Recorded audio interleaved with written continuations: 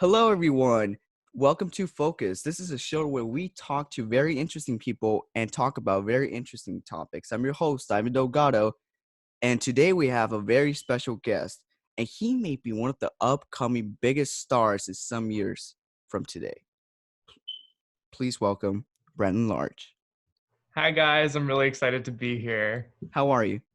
I'm good. It's been really interesting just trying to keep busy at home and learning how to stay creative has Mm-hmm. been quite a challenge, but we're all learning at the same time and it's Correct. a cool experience. Yeah. So, how is it holding up for you? Like, what do you do during staying at home?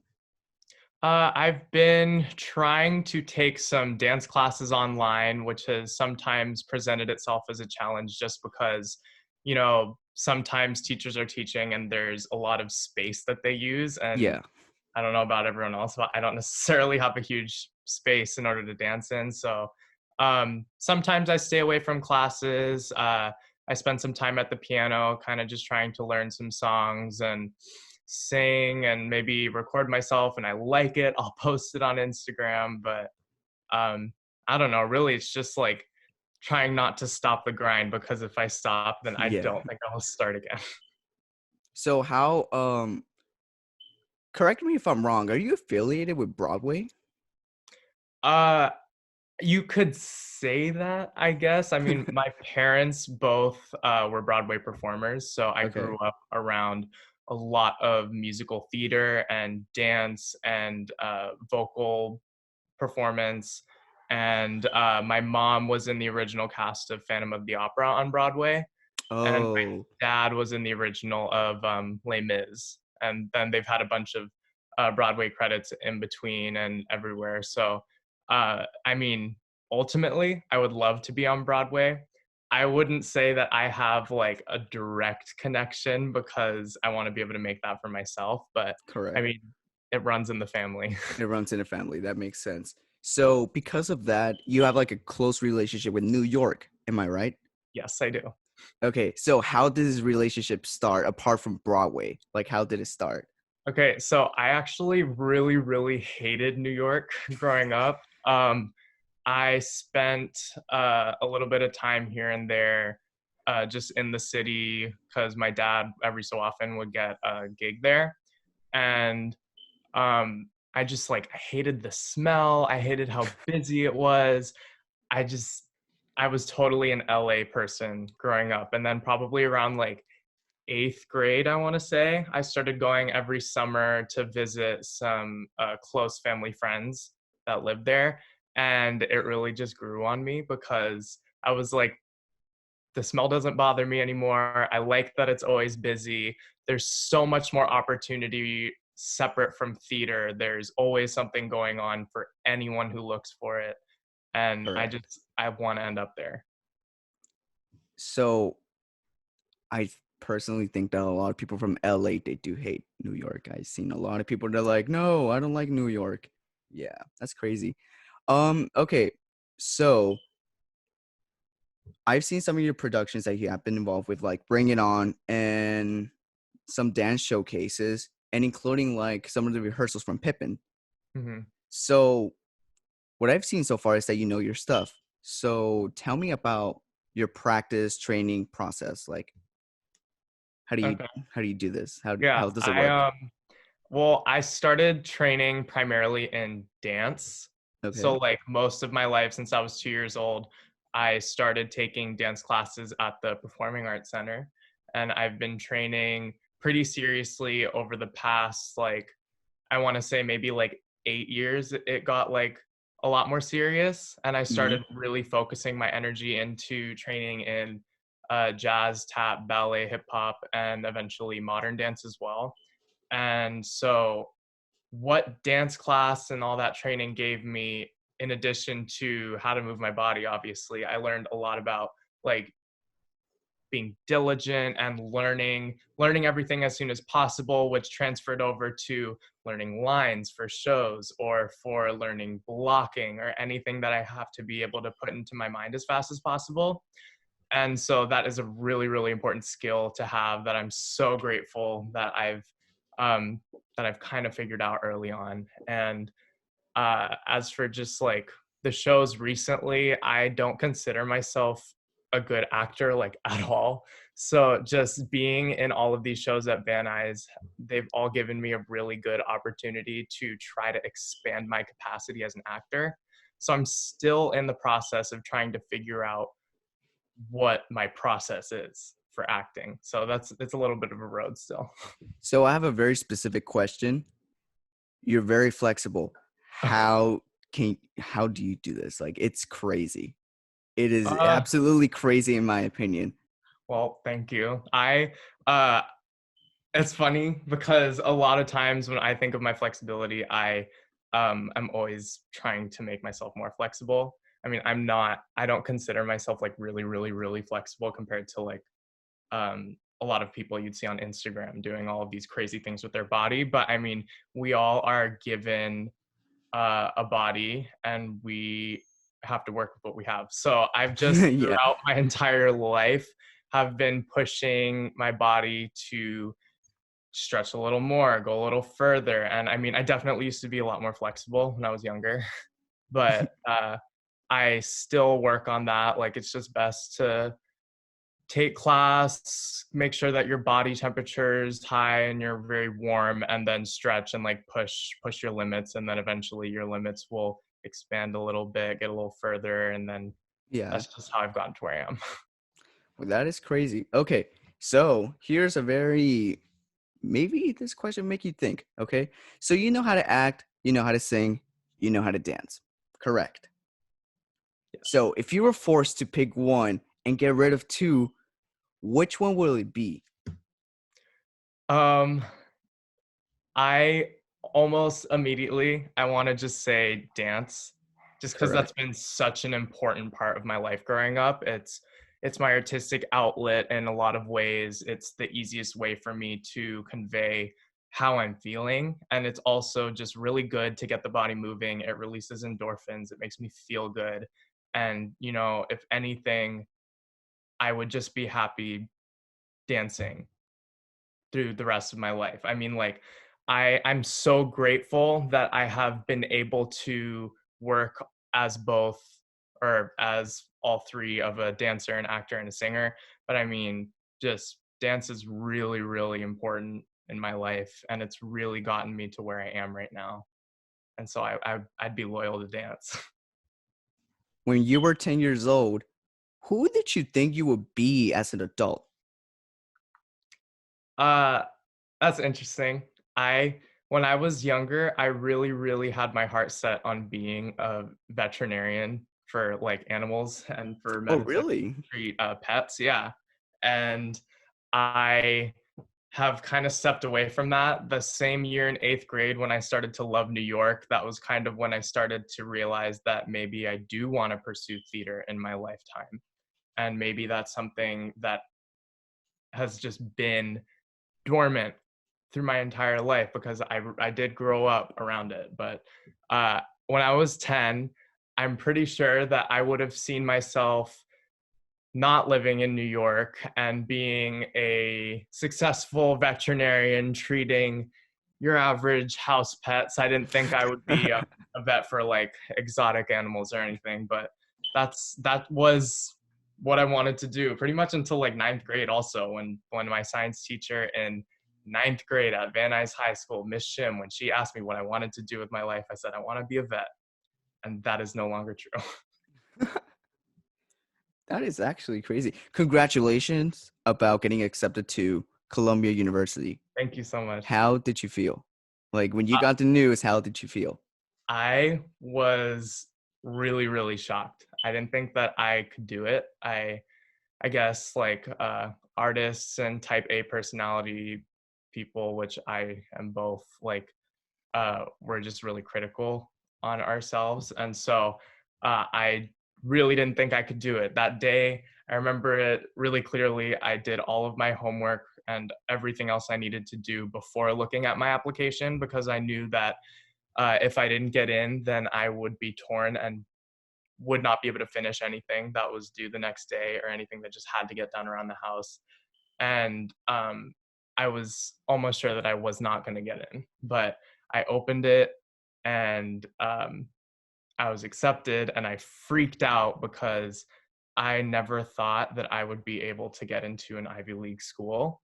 And not that an Ivy League means that I've made it or that I'm successful or for anyone for that matter. But I had kind of like a moment in the first semester of my senior year where I was in a dance show at my dance studio, and one of the dances we're supposed to think about something that we would be fighting for because the dance is all about the fight and getting through. And mid show of our last performance, just my intuition just switched and said, "You got to think of something else to fight for." And just Columbia popped into my head. And so, like, since then, and to the moment that I opened that application and learned that I was accepted, it's just felt like I'm supposed to go there. It's in a city that I love. I can be auditioning while I'm also getting my education. So I just, everything started to feel like it was falling into place and that maybe there's a plan for my future. That is actually such a nice feeling. I can actually feel it myself too. So what are you majoring on? Right now, I'm kind of at a standstill. I'm looking at a few possibilities. I applied with the intention of majoring in biology, and I might still pursue that. I'm thinking maybe I want to double major in biology and economics. Have you Uh, thought of minoring onto something? yeah, I'm no matter what, I'm going to be minoring in some sort of performative art. So, say like drama and theater arts or dance, I'm definitely going to stay involved because I need to keep training in order. I need to keep my machine well oiled and working because if I stop, I'm going to get rusty and I don't want that to happen. So I'm definitely going to be pursuing performative art in a minor. And then I'm just toggling between like biology or economics as my major. So what made you choose that field? Like what made you choose between biology and economics? Um, for my sophomore year of high school, I was taking AP biology and I completely fell in love with the subject. Like it was a hard and challenging, stressful year of learning how to study in a college level class in high school, but the material was so intriguing to me, and I figured that I would want to go deeper into the field of biology and learn more about it. In my freshman year of high school, I started dealing with like back injuries and hip problems because the body I was given has some issues that come with being kind of flexible or with dancing and all that. So um, that also contributed to me wanting to learn more about like physiological aspects of the body and how everything works. Like, how can I get better? I was thinking about maybe I want to be a physical therapist because I had to do so much therapy for my own body. And so, like, I kind of opened my eyes to this whole world of biological sciences. And so throughout high school, I was like, maybe I want to look into that more, and we'll see. And then this year, in my senior year, in first semester, I took an economics class on campus at Van Nuys, and it really interested me. And I feel like a job in business that will never go out of style, I guess you could say. Like Plus, it, it's also like the major capital of economics is yeah, in New York. of course, yeah. There's so much opportunity there, and if I want to be a performer, there is a lot of financial instability in that. So trying to find kind of like a security net in possibly a job as maybe a physical therapist or something in business, those are both paths that interest me still. So I just figured, let's toggle between those two different subjects and see where it leads me in college. I think a lot of artists they do have the insecurity of financial stability Mhm. because in reality a lot of artists they want to pursue their dreams. Mhm. Some people wants to pursue in film, but they find that like you cannot get like a very high paying job at film sometimes to start off with.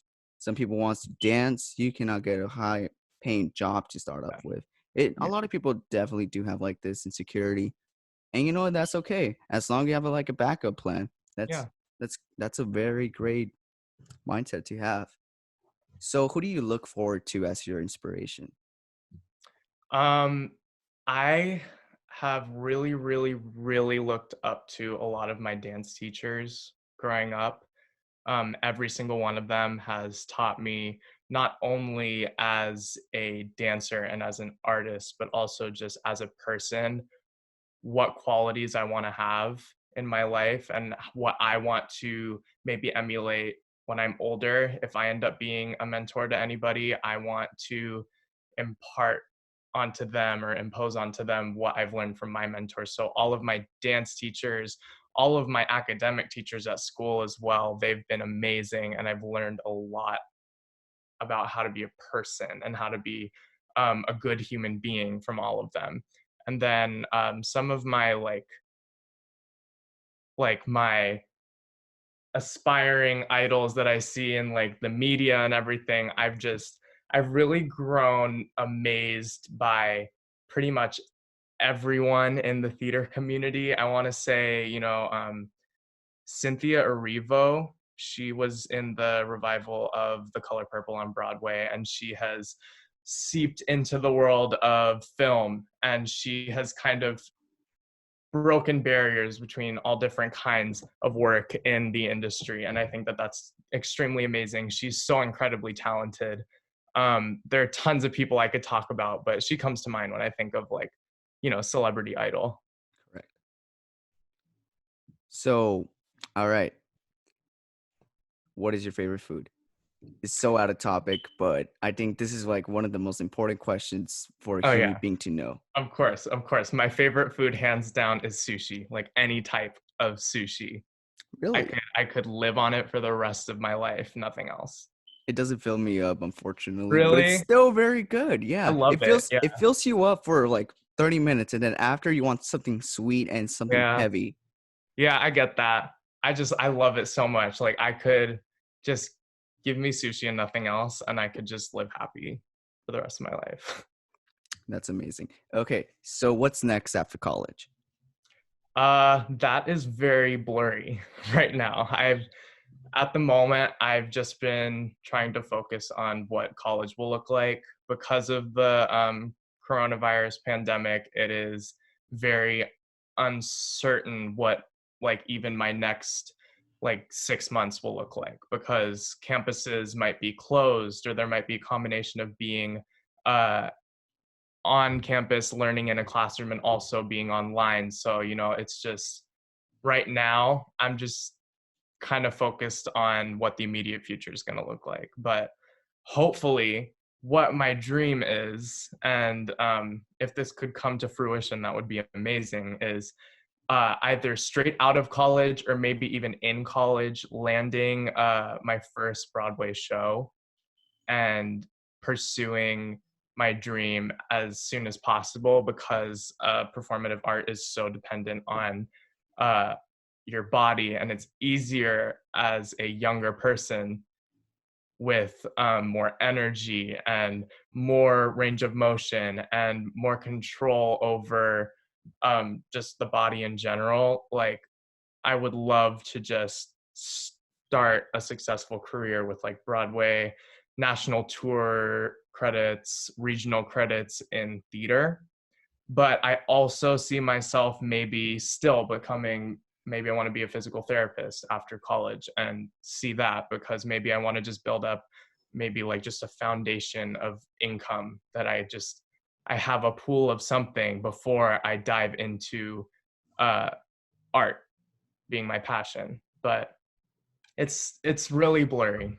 My It's Yeah, so well, blurry after yeah. college. Oh, after you get out of college, you'll probably have like a main Yeah, idea, obviously. So yeah. yeah, but I definitely believe that you will get a Broadway role.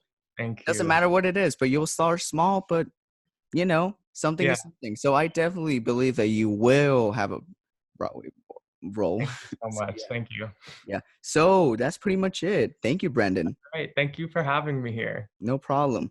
All right. So that's the end. Bye, guys.